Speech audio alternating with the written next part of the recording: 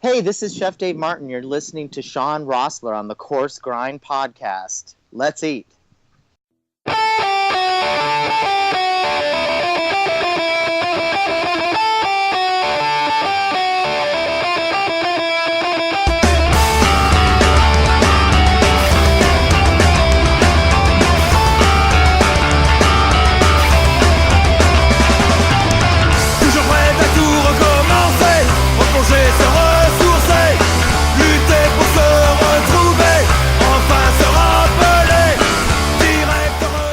Ladies and gentlemen, welcome back. This is episode number 53 of the Coarse Grind Podcast. I'm never good at math, so I'm getting to the point where I probably can't count much higher, so I hope this thing goes well today. With you, as always, host, creator, Sean Rossler. How is everyone doing today? You know, this season of Top Chef is getting a lot of press as one of the best that's gone down in a long time. And being someone who interviews a good number of chef testants, 2 from the season already, actually, as well as a massive fan of the show, I'd call my endorsement relatively an expert one. Watching the chefs compete has been nothing short of amazing, and I, for one, can't wait to see who wins. Of course, who doesn't. But it's easy to focus solely on who wins and who loses in as competitive a society as we live in. After all, the show itself is called Top Chef, and really, that's what everyone's trying to be. But sometimes it's not about that. Sometimes it's about doing the right thing, regardless of what that does to you competitively. And sometimes someone who embodies that comes along and endears himself to viewers worldwide. Spoiler alert, I have that someone here with me right now. Our guest's affinity for the restaurant business began when he was only 16 years old, working his first job as a dishwasher at a local bar and grill in a Massachusetts fishing town. I fell in love with the intense high-octane kitchen life there, he says. That's where it all started. A New York native who spent many of his formative years in Massachusetts and Florida, our guest moved to New Hampshire after graduating high school and began working at a from-scratch Mexican restaurant, learning the nuances of cooking. From there, names like Mina, Carmelini, Palmer, Balud pepper this young, hungry chef's resume. Too much to use in an intro or we'd be here all day, trust me. But hitting fast forward, he's currently the executive chef and partner of Five Church in Charlotte, where he embraces local dining and sustainable farming as platform. He's won more awards than I can count, one of the more amazing feats being a three-peat for Charlotte Magazine's Best Chef Award. But if you ask me, it was his selfless act on a reality show, as corny as that may sound, that makes me want to catch the next flight to Charlotte and dive face first into what I'm certain is culinary mastery. Because as I've learned through this show, truly good people produce truly amazing fare. But enough fanboying, let's get him on. Ladies and gentlemen, and everyone in between, my guest today, executive chef, partner of Five Church Charlotte, and standout on Top Chef Charlotte, Chef Jamie Lynch. Chef, how we doing today, buddy?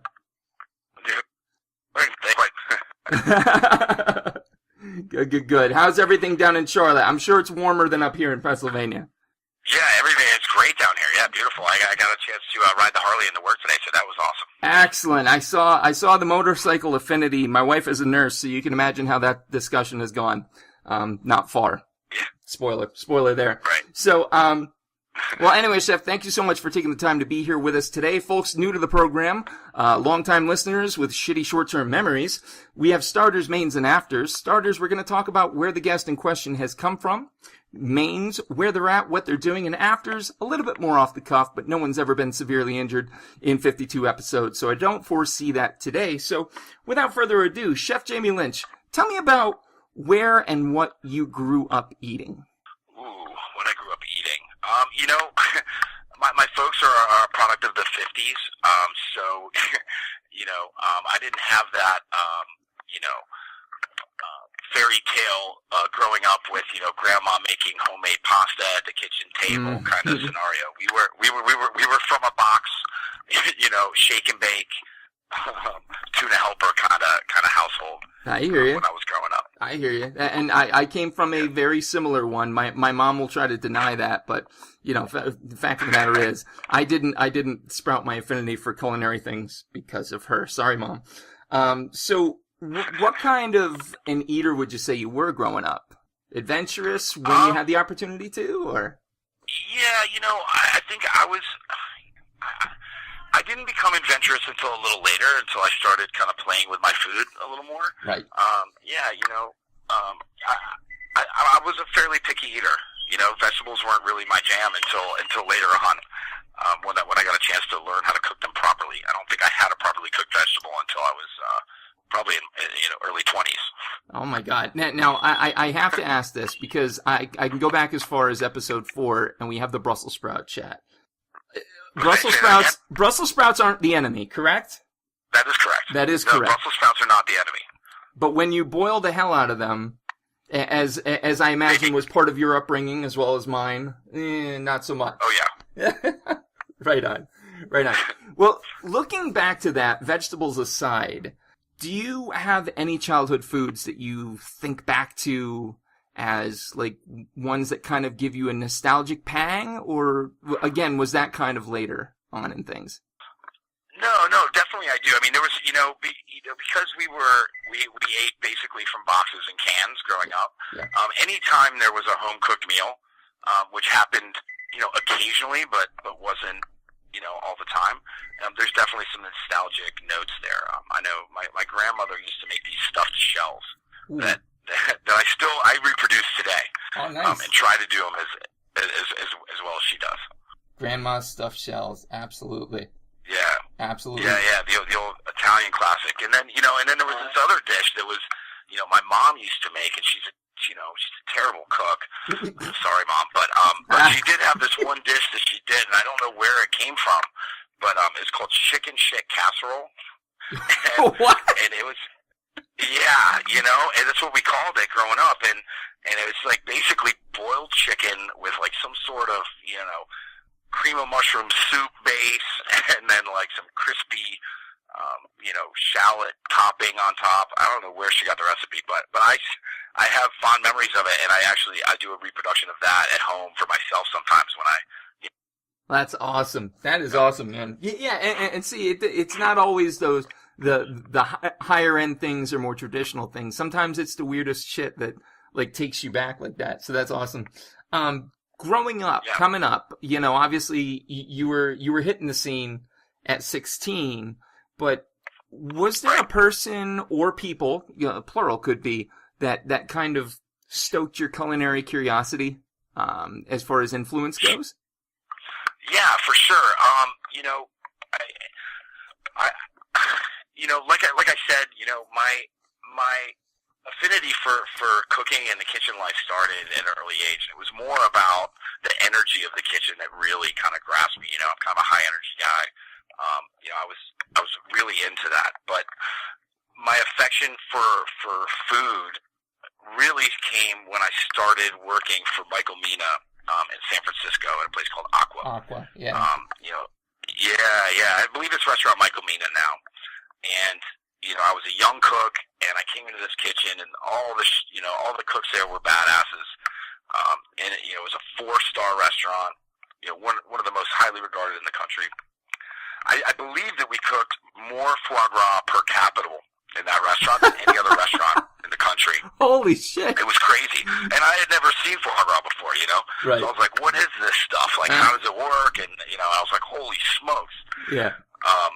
So that was an amazing experience, and Michael's, his level of excellence was all the way at the top. I mean, it was the best or it was nothing at all. Yeah, he's not exactly a not known name. That's for sure. It's he's for sure. Yeah, for sure. And then so I moved back to New York. After I worked for Michael and was working at Le Cirque 2000 in New York under Andrew Carmelini. Mm-hmm. He was a sous chef there at the time. Not really well known at the time. Kind of young dude. Cutting his teeth in the city, but just a wealth of culinary knowledge and understanding of technique and precision and stuff like that. And working under him, he kind of became my mentor for years. And I actually followed him around New York. That's amazing. See, because so many people, it's like, oh, it was my grandmother when I was 3, peeling potatoes or shit like that. That's kind of cool to hear. That's like somebody falling into religion late in life. They fell into it for the right reason. Like, and so your story, like, you were hitting it when you were, a cognizant, active participant in it all. That's awesome to hear. That's really cool. When was it, and I imagine it's somewhere between Mina and Carmelini, that you looked at the whole scene and said, I don't want to do another thing. this is me, this is what I want. How do I do it?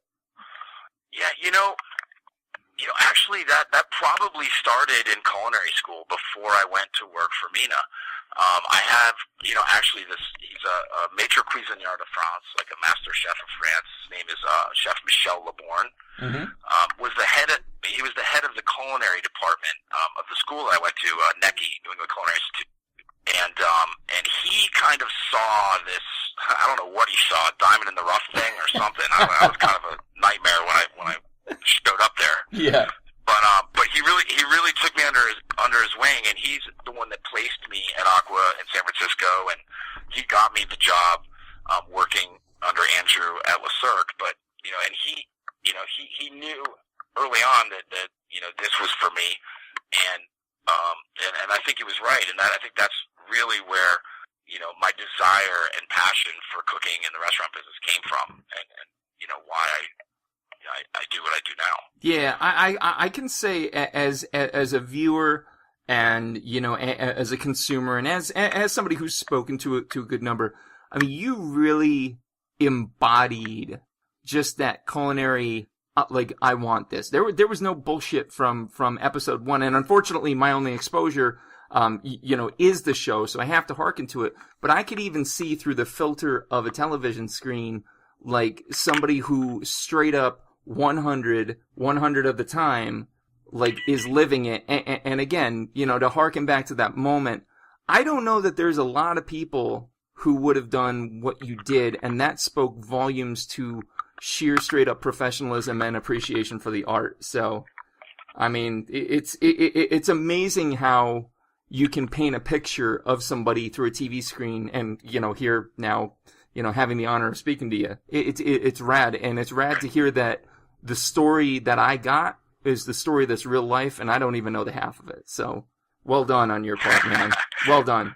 Thanks. You got it. Yeah. You got it. So, culinary school, Mina, Carmelini, all these fancy names, all these wonderful awards. It truly is a lot. It's amazing. You're an amazing culinary presence. So here you are, current present day. You are executive chef and partner of Five Church in Charlotte. Five Church itself is planning expansion. Is that correct? Yeah, we have expanded actually. Okay. Yeah, we opened Five Church in Charleston, South Carolina, about a year and a couple months ago, and most recently in Atlanta, Georgia, about seven months ago. Wow! So we have three renditions of Five Church in the Southeast right now. That's amazing. And there again, that's no small feat. But here you are on a talk show with a guy you don't know, just like playing it off like it's nothing. Well done. Well done. Well, I have a great team behind me too. I didn't do it all on my own. Right.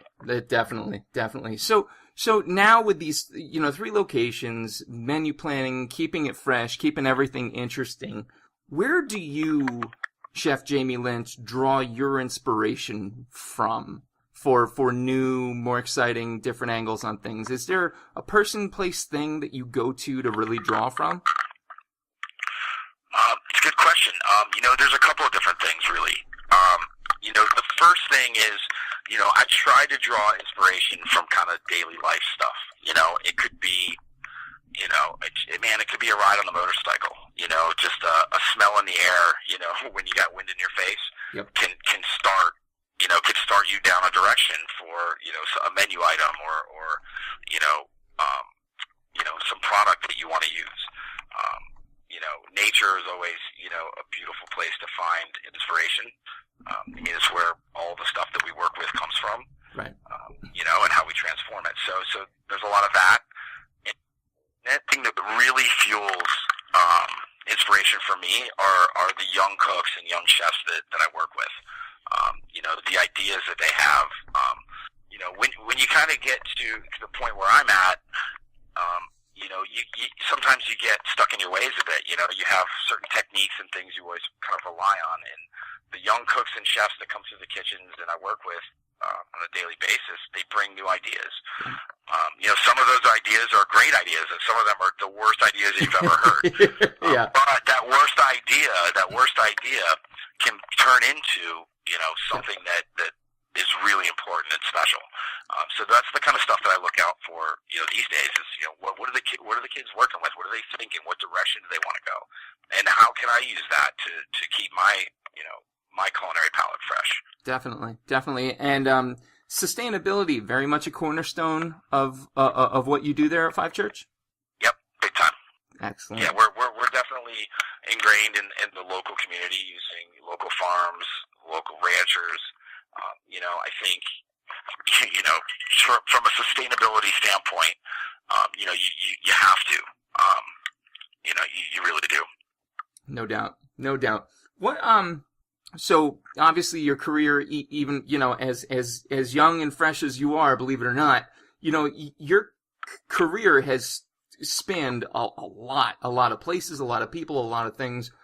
Is there a creation that you've made, whether it be an establishment or a dish, that stands out to you most, that you hang your hat on as like that's mine? Let's see. What would the one be?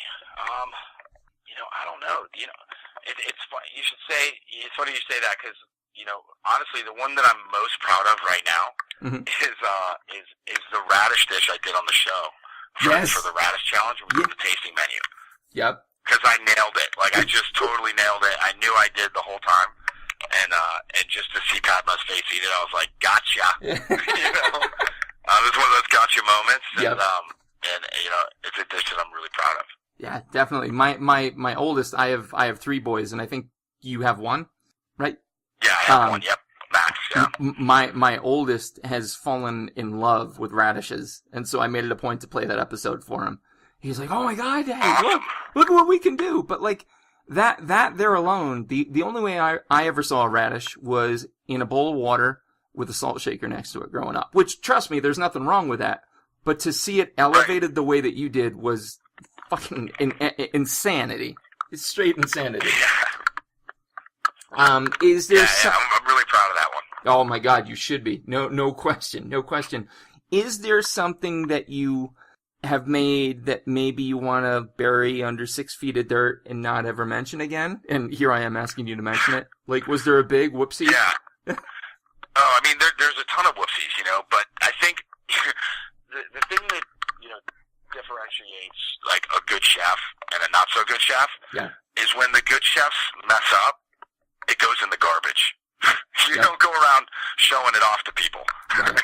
No, exactly. You learn from your mistakes and you move on. So, yeah, I mean, I've had a lot of dishes that don't come out the way I thought or the way I imagined, or the flavors don't work, but I certainly don't put them on my menu, and I'm not gonna mention them. That's excellent. I like it. Keep them in the dark. Yeah. But it does happen, yeah. Oh, sure. Definitely. Yeah. Looking at the culinary landscape, I mean, obviously you're just embroiled in it. 3 establishments. The one is going to be 5 years old soon in May, correct? Yep. And yep. There are big plans, I hear. Yeah. So we're doing Five Church Charlotte will be 5 years old in May. So Five Church, 5 years. We feel like that's it's a benchmark for the restaurant scene. If you make it 5 years in this business, that's saying something, and you become an institution at that point. So we're going to have a huge celebration. It's going to be 5 days of Five Church partying, and the people that know us in Charlotte know that we like to party. So there's going to be a lot of stuff to look forward to for sure. We've got a bunch of events planned. It should be crazy. I'm trying to get my partners to let me ride in on an elephant, but I'm not sure if they're going to go for it. Oh my God. If you can do that, I want video. Of that. That's crazy. So that sounds rad. I wish, I think I might have to be sick for a week, here at work and, make my way down for that. That sounds awesome. Yeah, come on down. You'll love it for sure. Awesome. And the great thing is, like, we're going to do different stuff each day. For 5 days, we'll have some benefit stuff going on, where we're going to give back to the community. Awesome. We'll have a wild party one night where, it's just going to be off the wall for sure. Champagne flying everywhere and DJs and stuff. So it's going to be a good time. Make it down down here if you can, for sure. I love it. I love it. 5 Church in Charlotte, man. That's going to be crazy. So again, you've got the 3 locales. So obviously, you've got your finger on the pulse of what's good and what's not good. Do you have any inkling as to what the next big thing coming down the pipe in food is? Ooh, do I have an inkling? or do you know? Do you straight up know? Yeah, no, I don't know that I know. I don't think I do. I hope that we're going to be involved in it for sure when it happens.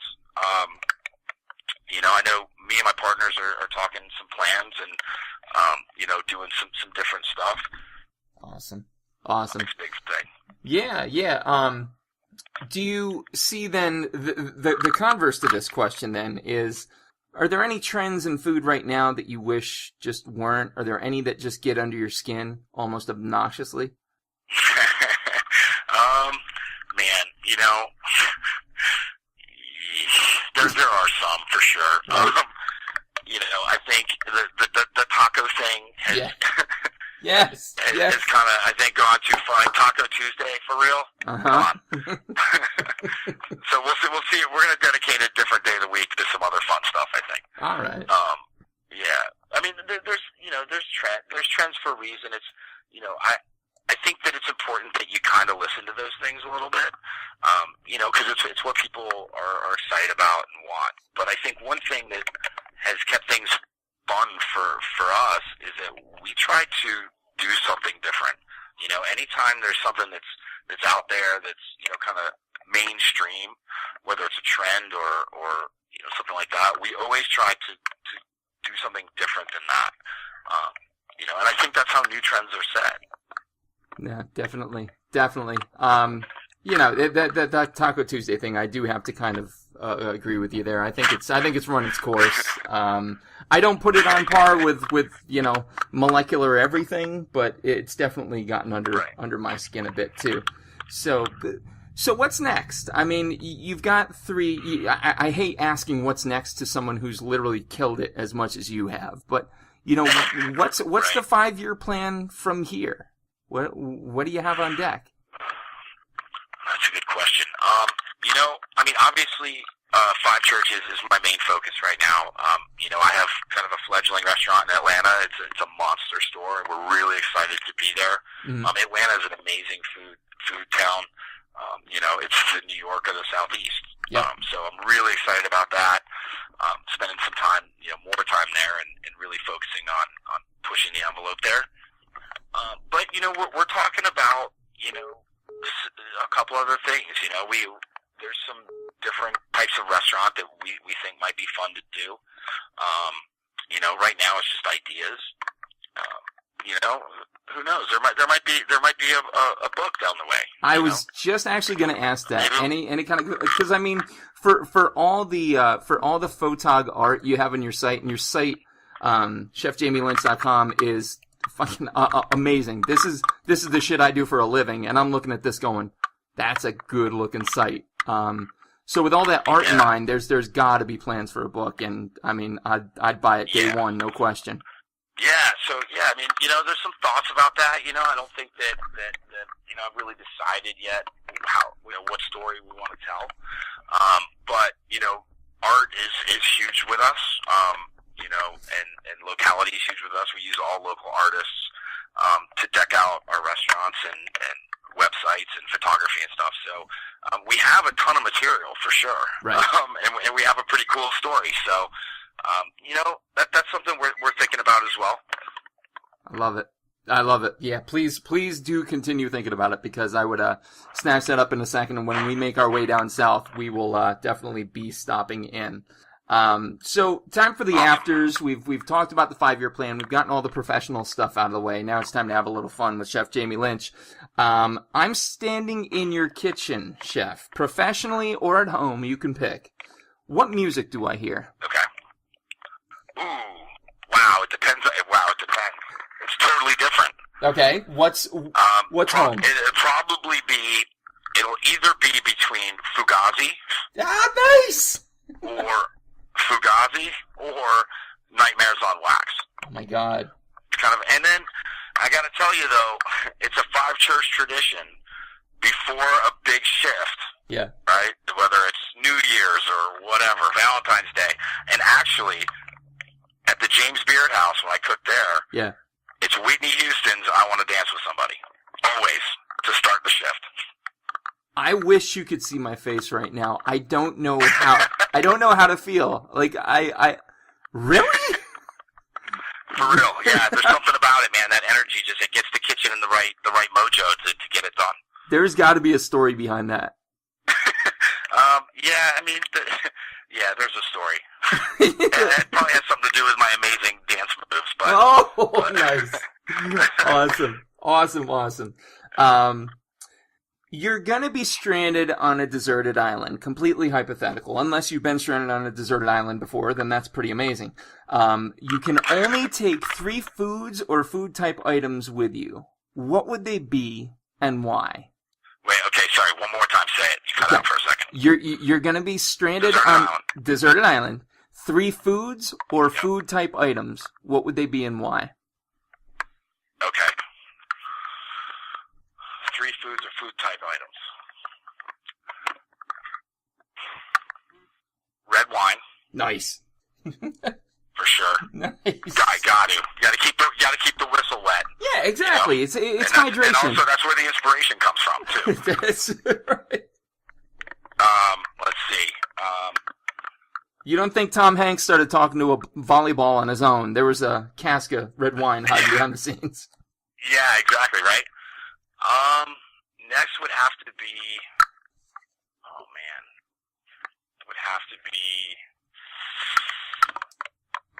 dang, this is a tough one. I wasn't ready for it. I love asking these. I love it when people have a hard time with these. And make no mistake, I was interviewed for my own show. My wife did it. So I've experienced the pain. I got you. All right. So I'm gonna go with potatoes. Okay. And butter. Yep. I love it. Yep. I love it. I could live a long, healthy while with potatoes, butter, and a nice supply of red wine. I think that serves it. I see no issue with that whatsoever. I'm not gonna lie. That's okay by me. Hey, have you happened to read Melanie Denea on My Last Supper? I have not. Okay, so she's Does it have pictures in it? Yes. I only read picture books. Yes, and the pictures are pretty cool. It's a coffee table book, 2 of them, because she did the next course. Marco Pierre White was on the second one. The individual on the front of the first one's eluding me for the moment. Long story short, it's a collection of 50 chefs, and they are posed the question, you're checking out tomorrow, what's your last supper? So I'll ask you, checking out tomorrow, what is your last supper? What do you eat? What do you drink? Who's there? What music? Wow. Good one. Well, I think the music would have to kind of reflect what I would listen to in the kitchen. Love it. And then we transition into Fugazi and then Nightmares on Wax. Right. Who would be there? Yep. Definitely my family, my son, for sure. Man, I would love to have Marco Pierre White there. What a badass he was. There you go. This is your scene, man. Cool. Paint it. Yeah, I would love to have him there. My girlfriend and my dog would have to be there for sure. Right on. Because you got to feed the table scraps to the dog for sure. Yeah. On the way out. And then for dinner, I think it would probably have to be a vegetarian meal. I would love for it to be prepared by Andrew Carmelini. That would be awesome. Andrew's wife is vegetarian, so I'm sure he could knock out an awesome vegetarian meal. I would definitely want his gnocchi on the menu. Nice. Somewhere. Love it. And I think that would do it. Excellent. And anything in particular to drink? Oh, I think I would probably, this is totally gross, but, it's true. I would probably want to start with some light beer and shots of Jameson. Love it. and then maneuver into some really nice, Pinot Noirs. A man after my own heart. You're not playing around. No, that's not disgusting. That's awesome No. right there. I don't know. I'm not sure if I'm wine together, but that's my magical formula. Love it. I love it. I'm actually taking notes on your magical formula right now. I might steal that later tonight. Yeah, try it sometime. It makes you feel great. I love it. I'll take feeling great. And finally, last question, the simplest and yet the most complex to some. What is food to you in a single word? Wow, single word. Let's see, single word. Food is emotions. Emotion. I love it. I love it. Food is emotion. That's heavy. That's heavy. I like that very much. Very much. Yeah. With that, sir, that's the final question. You survived. Congratulations. Awesome. Yeah, I feel like I came out fairly unscathed. Unscathed, yeah. For the time being, you'll be running to the light beer and the Jameson momentarily to heal the wounds, as I will too. Trust me, you'll be in good company. So, Chef Jamie Lynch, I appreciate it more than you know, brother. It means a lot. Really, just to tell the story of the guy who did one of the most stand-up things I've ever seen on the show, and to find out you're this talented really makes me want to come and try your food, man. So thank you again for taking the time. Thank you for having me. Yeah, man, no problem. ChefJamieLynch.com, FiveChurch.com. Again in May, Five Church is going to be having their 5-year anniversary. Big blowout of a 5-day thing, so be sure to check that out. Yep. 5 Church locations in Atlanta, Charlotte, North Carolina, Charlotte, South Carolina. Anything that I missed? I think you nailed it. Oh, fantastic. I did my homework. Ladies and gentlemen, this has been episode 53 of the Coarse Grind Podcast. With me, as always, my lovely, voluptuous producer, Johnny Leland Robinson. Be sure to check out his podcast, the Lemurian Podcast. And next episode, number 54, we're going to be revisiting an old guest. Stay tuned.